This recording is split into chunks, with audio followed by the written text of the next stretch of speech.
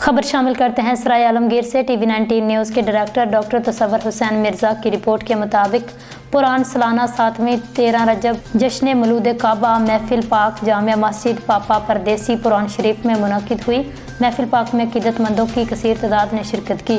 محفل پاک میں خصوصی آمد آل نبی اولاد علی فخر السادات پیر سید طاہر الحسن شاہ الحسینی بخاری مرکزی سجادہ نشین آستانہ عالیہ رسول پور سیدہ شریف، جبکہ خصوصی خطاب اور دعا فخر سادات آل نبی اولاد علی پیر سید مبشر عاشق حسین شاہ صاحب آستانہ عالیہ شکریلا شریف اور حضرت علامہ مولانا زبیر احمد مصطفیٰ صاحب خطیب جلال پور جٹاں شریف سید پیر حمزہ شاہ صاحب پوران شریف۔ محفل پاک ہمیشہ کی طرح اس سال بھی حضرت علامہ مولانا محمد مراج مصطفیٰ صاحب کی خصوصی تعاون اور انتظام پر منعقد کی گئی۔ اللہ تبارک و تعالیٰ 13 رجب المرجب کے حوالے سے محفل پاک اپنی بارگاہ میں قبول و منظور فرمائے، ملک پاکستان کی حفاظت فرما کر امن کا گہوارہ بنائے، آمین یا رب العالمین۔